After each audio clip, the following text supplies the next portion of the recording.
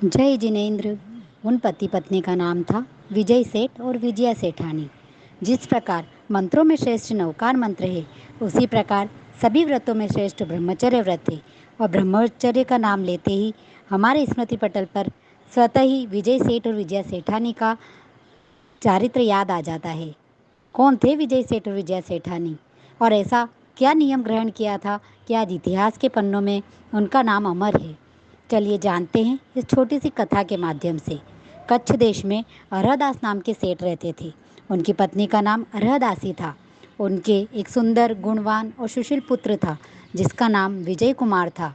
वहाँ अक्सर गुरु भगवंतों के सानिध्य में जाया करता था। एक बार जब वह गुरु भगवंतों के सानिध्य में गया, तब गुरु भगवंत ब्रह्मचर्य के महत्व पर अपने प्रवचन फरमा रहे थे। तब ब्रह्मचर्य व्रत के बारे में जानकर विजय कुमार ने मन में संकल्प लिया कि मैं भी इस व्रत को ग्रहण करूंगा।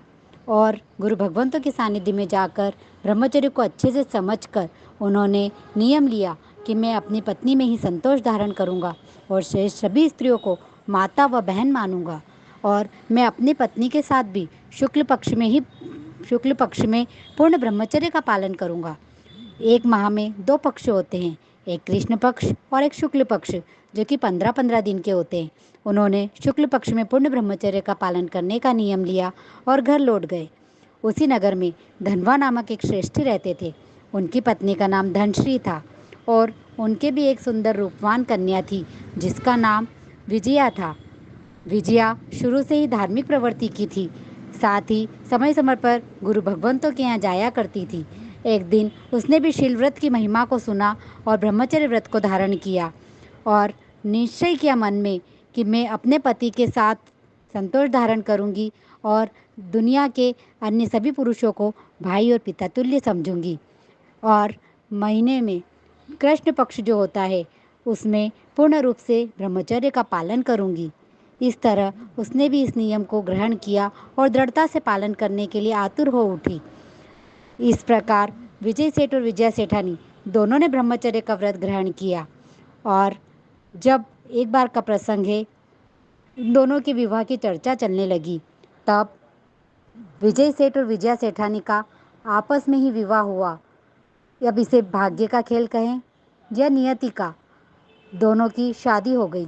और शादी के बाद जब प्रथम रात्रि पे दोनों मिले, तब विजय सेठ ने अपने लिए व्रत प्रत्याख्यान के बारे में विजया सेठानी को बताया, जिसे सुनकर विजया सेठानी के तो मानो बिजली ही कौंध गई।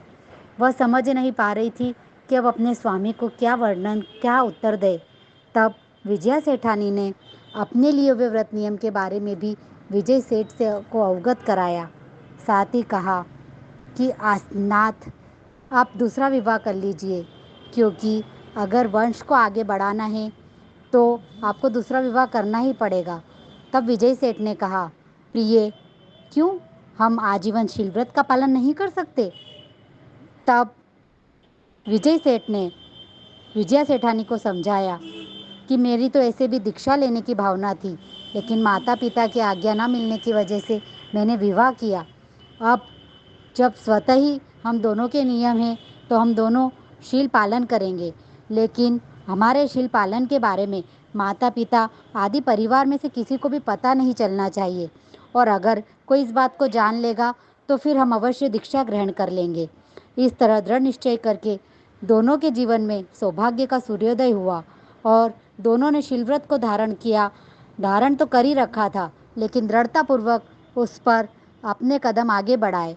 धन्य है उनके त्याग को, धन्य है उनकी दिव्य दृष्टि को, धन्य है उस यौवन अवस्था में ब्रह्मचर्य के पालन की दृढ़ता को।